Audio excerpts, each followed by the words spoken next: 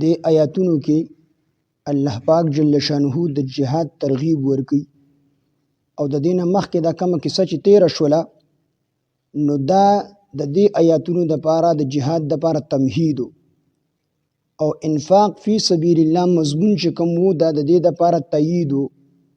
او په دې آیاتونو کې د طالوت او د جالوت کیسه ذکر شوې ده نو دا د دې دپاره تاکید دی او په دې کیسه کې بیا د قبض او د بسط مشاهده شوې ده یعنی الله پاک جل شانه چې چاته وغواړي نو هغه ته رزق فراخه ورکوي او چې چاته وغواړي هغه له رزق تنګوي چاته وغواړي هغه ته بادشاهي ورکي او چاته وغواړي د هغه نه بادشاهي واخلي غریبي کی نو په دې آیاتونو کې د دې مشاهده شوې ده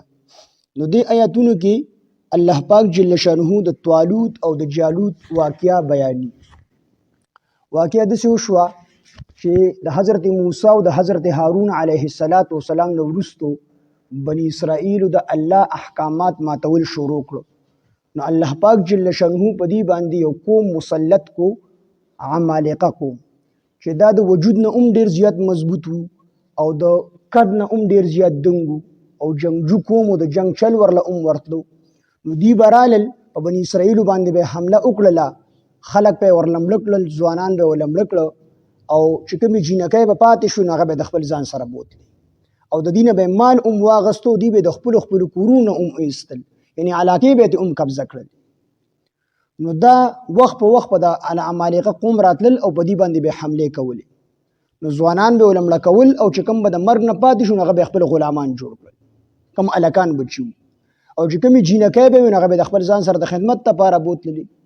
مفسرینو لیکلي تقریبا 30,000 جینکۍ دا د بني اسرائیلو نه د عمالقه قوم بوتلې وي د خپل خدمت لپاره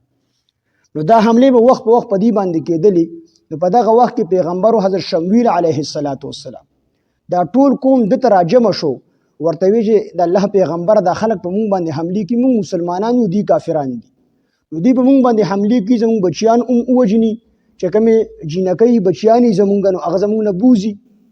زمونږ او د هغې په منځ کې جدایي هم راولي زمونږ په ځمکو باندې هم قبضې وکړي مونږ د خپلو کورونو نه هم وباسي لہذا ته د الله نه سوال وکړه چې الله پاک جل شانه زمونږ دپاره د جهاد حکم راولي تر دغه وخته پورې په دې د جهاد حکم نه چې د جهاد حکم الله راولي چې مونږ د دې قوم سره وجنګېږو او د دوی د خپل ځان نه واړو دی چې کوم دی په خپل ځان باندې مغلوب کړو مونږ به غالب راشو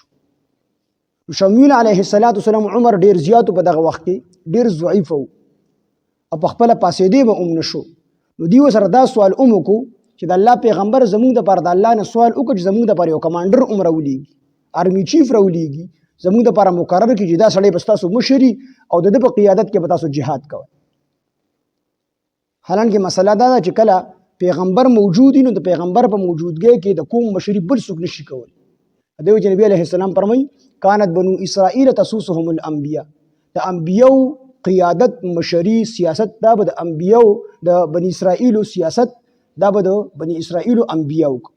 چې یو پیغمبر به وفات شو الله به بل راولېږو هغه به د هغې قیادت او مشري کوله نو چې کله پیغمبر موجود نو د قوم مشري بل څوک نشي کولی او شمویل علیه السلام ډیر کمزوري و ډیر ضعیف و په خپله پاسېدی هم نشو نو د دې وجې د قوم سوال وکړو چې د الله پیغمبر د الله نه سوال وکړه چې الله پاک زمونږ دپاره یو مشر مقرر کړي یو جرنیل مقرر کړي آرمي چیف مقرر کړي چې هغه زمونږ د فوج مشري کوي او د هغه په سرپرستۍ کې د هغه په قیادت کې مونږ د دې قوم عمالقه سره وجنګېږو جهاد ورسره وکړو حضرت شمویل علیه السلام ورته وفرمیل چې زه به د الله نه سوال وکړم خو زما په زړه کې دا شک دی چې هسې نه تاسو د جهاد نه وروستو نشئ چې الله په تاسو باندې جهاد فرض کړي او بیا تاسو د فرض جهاد نه وروستو شئ نو دا به د الله د حکم نافرماني وکړئ تاسو نو دی ورته دا څنګه چل کېدلی شي دا څنګه کېدلی شي چې هغې مونږ د خپلو کورونو نه ایستي یو مونږ یې د خپلو بچیانو نه جدا کړي یو نو بیا به مونږ جهاد نه کړو لہذا حضرت شمویل علیه السلام د الله نه سوال وکړو الله د جهاد حکم راولېږو او ورسره حضرت طالوت رحمت الله علیه د دوی د قیادت لپاره د دوی د مشرۍ لپاره بادشاه جوړ کړو کمانډر یې جوړ کړو نو شمویل علیه السلام دی ته وی بني اسرائیلو ته وی ستاسو دپاره الله پاک د جهاد حکم هم راولېږو او د طالوت رحمت الله علیه چې دی نو دی ستاسو دپاره کمانډر بادشاه جوړ کړو نو دا طالوت رحمت الله علیه چې دی ډېر غریب او د خاندان معروف مجهول معروف نو، یعنی د غټ خاندان سره هم تعلق نه ساتو. نو بني اسرائیل وایي چې د مشرۍ حق مونږ ته نشته دی، د ده نه خو مونږ زیات حقدار یو چې مونږ یو مشر جوړ کړي. د دغو نه خاندان داسې اعلی خاندان سره تعلق ساتي او نه چې کوم د دې سره مال شته دی، غریب دی. درې لفظونه په مفسرینو لیکلي دي. کانا دباغن، بعضې مفسرین وایي دی دباغ و رنګ کوونکي و، ده به رنګ ورکو. او بعضې مفسرین وایي چې کانا ساقیا، دی ماشکي و، خلکو له په پیسو باندې اوبه راډکولې. او بعضې مفسرین وایي کانا راعیا، دی شپنکي و، ګډې بیزې په پیسو باندې سرولې. دا طالوت رحمت الله علیه. نو دی غریب و، مال دولت ورسره و نه، نو د دې مطلب دا چې دی مزدور و. نو مزدور هر کار کې کو چا بوله پیسې ورکولې نو د به رنګ هم عجز کو، او کو چا بوله پیسې ورکولې نو خلکو له به اوبه هم راوړئ، او دغه رنګ په پیسو به خلکو له ګډې سره ولي. نو دی غریب و. نو بني اسرائیل وایي چې دی خو د مشرۍ حق مونږ ته نشته دی، مونږ له به د خپلو کسانو کې داسې یو مشر مقرر کړي چې دا خاندان هم اعلی وي، مال او دولت ورسره هم وي. نو شمویل علیه السلام ته وفرمیل چې الله پاک جل جلاله دغه صفات ایښي دي، بسطة فی العلم والجسم. الله دې د جسم او د علم په اعتبار سره کشاده پیدا کړی دی، اعلی پیدا کړی دی په تاسو کې. نو د جسم مضبوط دی، او دل الله پاک د جهاد علم ورکړی دی، د مشرع علم ولا ورکړی دی. نو لہذا دا صفتونه دي، دې صفتونو په وجه باندې الله پاک دې ستاسو مشر مقرر. ځکه په جهاد کې خو چې مضبوط وجودي نو هغه چې کوم دی په کار راځي. هغه وخت کې خو به جهاد داسې نه و، هغه به د تورې او د ډالو او د غشي او د لیندې د دې جهاد، نو په کې خو به زور په کار راتلو. نو په جهاد کې چې کله مخالف ستا مضبوط وي نو په مخالف باندې چې کوم دی روب راځي چې یاره دی به څه وکړي، او چې کمزورې غوندې کسي او سړي داسې هم د سترګو نه کمزورې معلومیږي. نو الله ته شمویل علیه السلام ته وفرمیل چې دل الله صفات ورکړي دي، علم ولهم الله ډېر ورکړي دي، او په جسامت کې هم الله مضبوط پیدا کړي دي. د دې وجه نه ستاسو مشر شو. هغې وی ټیک ته، خو هغې ورته بیا بني اسرائیلو بیا سوال وکړو، ځکه بني اسرائیل به سوالونه ډېر کول. ورته وی چې دې نښه به څه چې دې الله پاک جل جلاله زموږ دپاره منتخب کړی دی. د دې نښه موږ ته وښیه چې د نښه به څه چې ته وایې چې دا الله ستاسو دپاره منتخب کړی دی، الله مقرر کړی دی. نو د نښه موږ ته وښیه، نښه به یې چې الله مقرر، لکه څنګه چې حضرت موسی علیه السلام ته وی چې دا تورات موږ ته الله په خپله باندې ووایي چې دا د الله کتاب دی، زما کتاب دی، نو الله هغې به یې منو. نو دقه رنګې حضرت شمویل علیه السلام ته هم ووایي چې د الله پیغمبر د دې نښه به چې ته وایې چې دا طالوت رحمت الله علیه ستاسو دپاره مشر الله مقرر کړی دی، نو د دې نښه څه ده؟ الله خو موږ لیدلی نشو په دې سترګو باندې، نو څه نښه ده چې څه نښه به چې دی الله مقرر کړی. نو هغه ته وفرمیل چې نښه به یې دا وي چې یو صندوق دی چې هغه د حضرت هارون او د حضرت موسی علیه السلام د دور نه را روان دي، او په هغې کې د هغې تبرکات دي، د هغې نښې دي. د موسی علیه السلام پټکې دی پکې، دغه رنګې د تورات خو په تختو باندې مخکې لیکلی شوی، نو په یو تختی باندې د تورات څه حصه لیکلی شوې دغه ماته تختی ده پکې، او دغه رنګ د حضرت موسی علیه السلام پڼه ده پکې، دغه رنګې نورې نښې دي په دغه صندوق کې د پیغمبرانو برکات دي. نو دا صندوق په دې په هغه وخت کې مخې ته وړو، او د هغې په برکت سره به الله پاک دې له فتح او کامیابي ورکول. نو هغه صندوق په فرشتو په هوا کې اوچت کړي وي، او د طالوت رحمت الله علیه مخې ته به یې کښېني. نو دا به نښې د دې خبرې چې دی الله پاک ستاسو دپاره منتخب کړی دی د مشرۍ دپاره. نو اکه بني اسرائیلو په خپلو سترګو باندې ولید چې په هوا کې صندوق راغی، او د طالوت رحمت الله علیه مخې ته چې کوم دی پرېوتو، هغه راواغستو. بهرحال بني اسرائیلو خپل مشر تسلیم د جهاد دپاره دی روان شو. دی چې کله جهاد دپاره تلل، نو چې کله طالوت رحمت الله علیه دی ته وکتل، نو دی په داسې انداز باندې روان و، په داسې انداز باندې لکه سړی چې تماشې له ځي. طالوت رحمت الله علیه خو الله علم ورکړی، نو هغه چې دی ته وکتل چې دی خو په داسې انداز سره روان دی لکه دی چې تماشې له ځي، حالانکې د دې په مقابله کې خو ډېر مضبوط قوم دی چې هغه په جسامت سره هم مضبوط دی، قد یې هم دنګ دی، او جنګجو قوم دی، جنګېدلی هم دی. دا خو ما سره ټول نازک مزاجه خلک دی. نو دی خو داسې روان دي، خو دی خو لاسې لیدلي نه دي که نه، دی خو له د غشي د ګولۍ پرش نه دی اورېدی، چې واوري بیا به ورته پته لګي. نو هغې وویل د دې امتحان کوم، د دې امتحان کوم، نو چې کوم په امتحان کې پاس شو نو هغه به زما سره جهاد له لړ شي، او چې کوم په امتحان کې پیر شو دی بیا زما سره جهاد له نه ځي. الله پاک جل شانه د وخت پیغمبر چې کوم شمویل علیه السلام په هغه باندې وحی راولېږله چې طالوت رحمت الله علیه د دې امتحان اخلي، خو هغه ته د امتحان چل وښیه چې په دې طریقه د دې نه امتحان واخله. ورته وی چل دا دی چې ته طالوت رحمت الله علیه ته ووایه چې دی په دې نیر باندې کله د بني اسرائیل تیریږي، نیر او هغه نیر چې کوم دی د فلسطین او د اردن په منځ کې یو نیر دی د هغې اوبه خوږې هم ډېرې زیاتې دي او اوبې پاکې هم دي نو او دا وخت چې کوم دی په کوم وخت کې جهاد کوو دا وخت د ګرمۍ هم و چې کله دوی په دې نیر باندې تېرېږي نو دوی ته چې کوم دی یو شرط کېده شرط ورته دا کېده چې څوک په دې نیر باندې تېرېږي نو هغه به اوبه نه څښي که چا اوبه وڅښلې نو هغه زمونږ د ډلې نه دی او که چا اوبه ونه څښلې